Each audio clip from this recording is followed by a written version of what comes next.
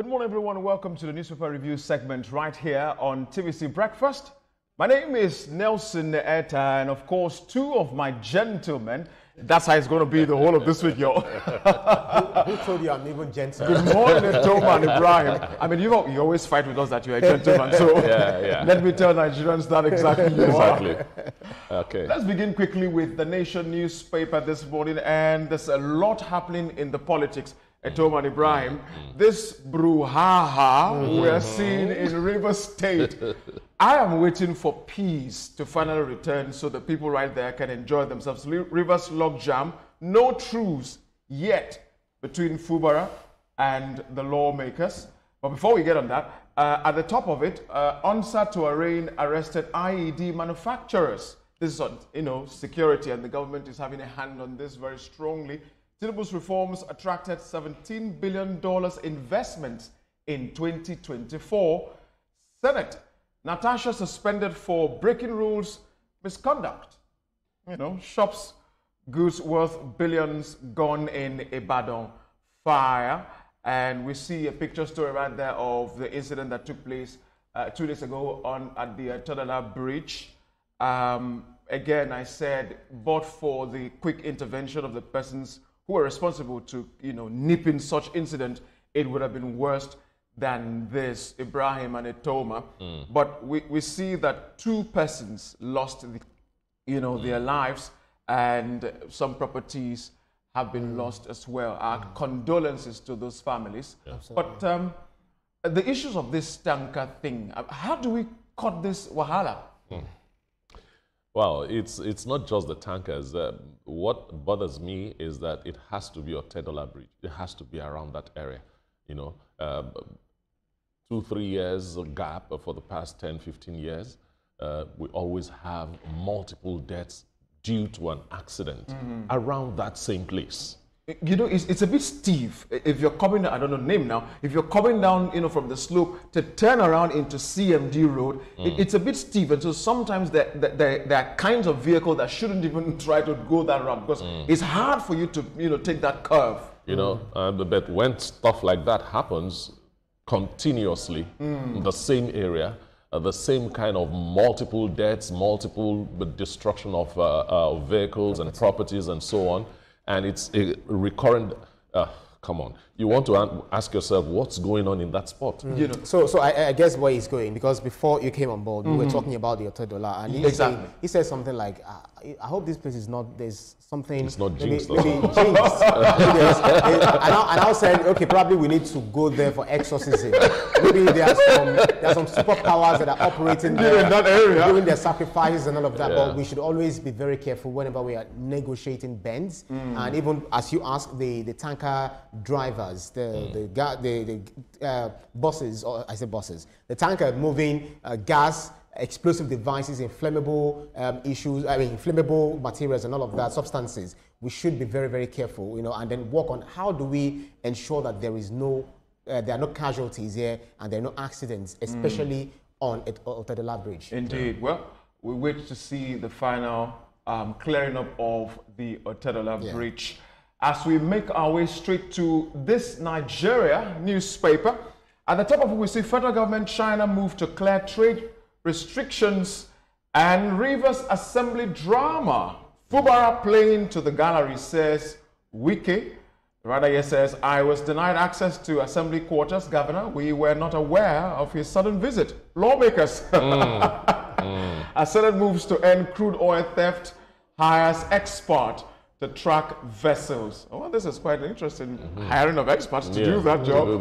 Ogonio Igbo People's Assembly asked Rivers Governor to comply fully with Supreme Court judgment. And we see Tinubu Obasa, lawmakers meet in Aso Villa over Lagos Assembly imbroglio.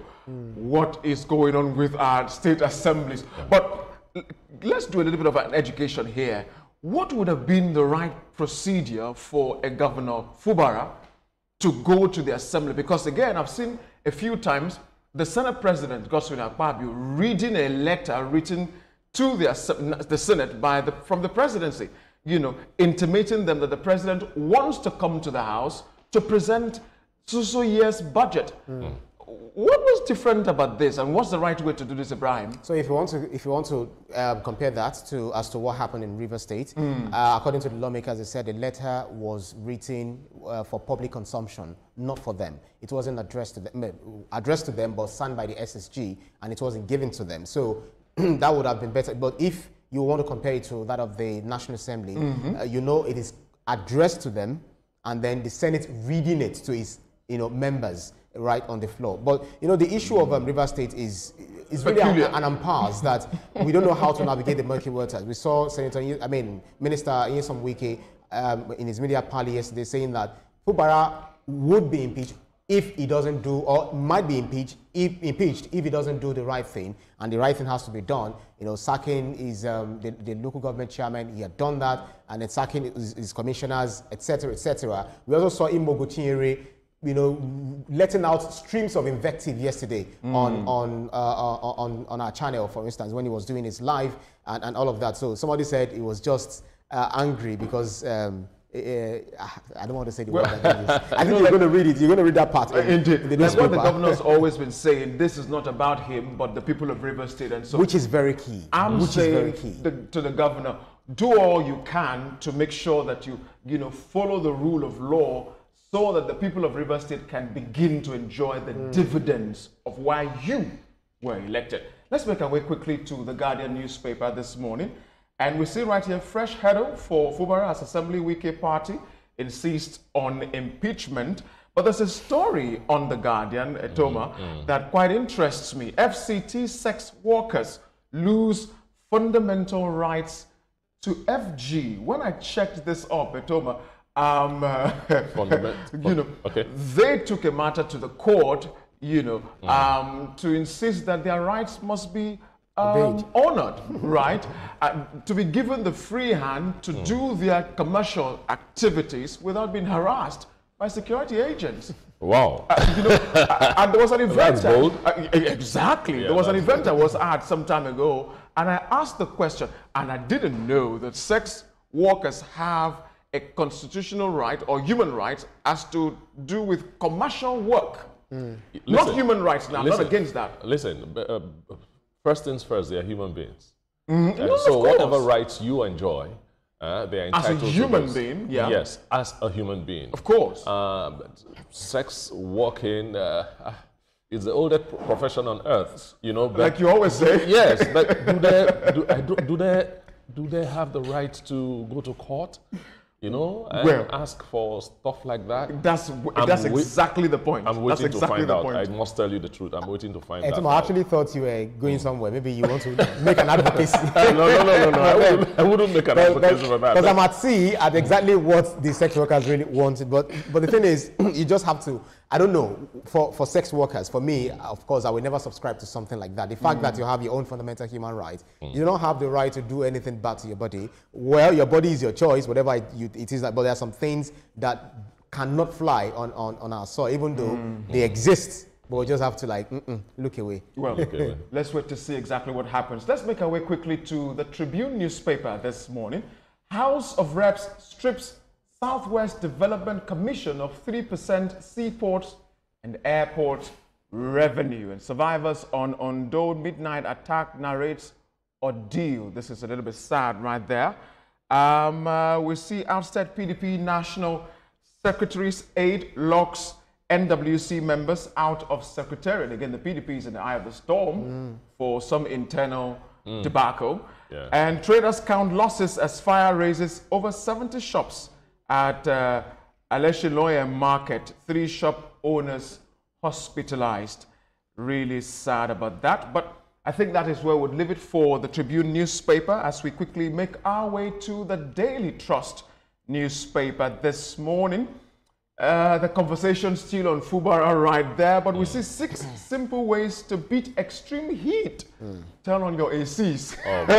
Oh boy. That's for those who have ACs. And your fans. Yeah, yes. Those who have ACs. And electricity. If you do not have it, how do you work around that? Imagine those in rural areas. And I was saying that yesterday, and somebody said, look, they are in a better position to to avoid the heat wave. Of course. Because they are around nature. The water from the stream is cold. I've drunk it before. Oh, mine is refreshing. A clean stream, by the way. Because I'm wondering. But the thing is, I think nature is very fantastic. When it's hot on the earth, whatever water you're drawing from the soil, it's usually cold. Exactly. And vice versa. That's the way it has always been. Nature is just amazing. Reps to commence consideration of tax reform bills today. And again, Senate summons NSA service chiefs. Some insecurity matters going on. And at the bottom of the Daily Trust, World Kidney Day, we spend over 150,000 daily on dialysis. Patients are crying out right here. This is really sad.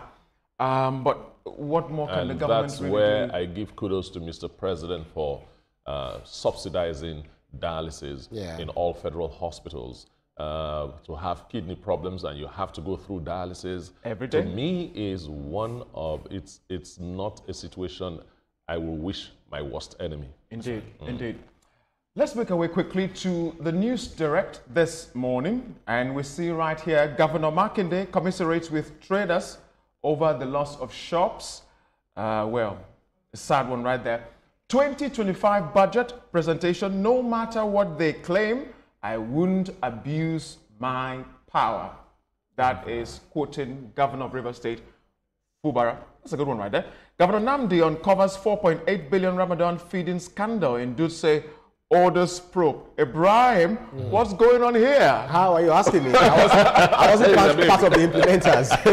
but it begs the question, why is it that things that are meant for people are being usurped, are being taken, swallowed by the vultures in government? You've been giving them the snakes and the monkeys. Exactly. So the governor got there and then he saw the quality of food that was made served for to the people, this fasting people, and it was just like, what exactly is this? So I feel that it's a systemic problem, not just a systemic problem, because some of these people will be fasting, and the reason they are fasting is to show that they are pious, to express the piety to God. And how pious would you be when you are consuming the rights of others and you're given something to work on and you're not doing it? So it means that you're not pious. So I do not know how people want to place it. And God said one thing. The rules and the regulations of the fasting. Or even of the religion. Because God said that He will not change the condition of a people except that they change what is in their own selves. So God has given us everything, but it's just the way we do things, that shows that, yes, we're just a very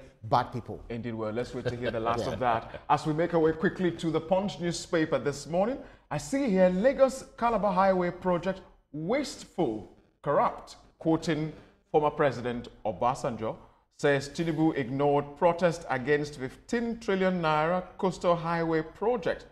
Falls 21 billion spent on VP residents. All right. And we see right here, Ondo killing survivors recount ordeals. Ayedatiwa pledges tight security. And PDP crisis, Wike kicks as Ikimi. Panel recommends Anyawu's expulsion. I'm still waiting to know exactly what is going on with this Anyanwu matter. But I think that's where we'll let it off for the Punch as we make our way quickly to the Platform Times newspaper. And something very concerning I saw this morning. Prison congestion deepens as governors shun execution orders, quoting the Nigerian Correctional Service. Why are governors, should I use the word shining or being afraid of saying, hey, get on there? I don't think it's because they are afraid. Some of the reasons why governors wouldn't want to do that is the crime the person committed is not commensurate to what you are asking them to do. Take, for example, the gentleman that stole a chicken and was given a death sentence. If you were a governor, will you sign his death sentence? So those kind of issues abound from statistics we've had so far. They abound, and the governors are saying, no, I can't do this. There has to be a good reason for me to sign somebody's life away. But then there's some of them really who have been convicted, for very weighty crimes. Yes, they have. Okay. But a good number of them are for cases that are not commensurate with the punishment. But he who has no sin let it be the first, the first to pass the stone. I guess is one of the reasons. But you know, there's also international pressure against capital punishment. So I guess governors are also very careful, and this might also affect them internationally. So they're very just quickly, trying to right here, Peter Obi won't run for president on Labour Party ticket. Will join the APC, quoting Buala, who was on our show yesterday. Oh, well, let's wait to see exactly how that will happen. Anything can happen. Never say never. Oh, of course. In politics, man, one day is a long day. And quickly, as we make our way to the sporting life this morning, and my, again, I see my guy right here. Osimhen demands 15 million euro from Gala. You know, there was one day, Ibrahim, I teased you, I said, we need to move over into sport. Can they afford this? Oh, yes, they can. Football is big business everywhere in the world. No, of course. I mean the team, the club side in question. Oh, yes. Absolutely. What are you saying? Do you know how many spectators are always on the pitch to watch the football and how much they commit to ensuring that football, you know, all of the clubs come together to play, and then the money that goes into it is not chicken feed. Well, Nelson, I'm waiting to take my share from Osimhen when he finally gets up. But gentlemen, thank you so much for doing this with me this morning. Thank you, my brother. Thank you. And that's how far we can go on the newspaper review segment. We will continue with the rest of the program.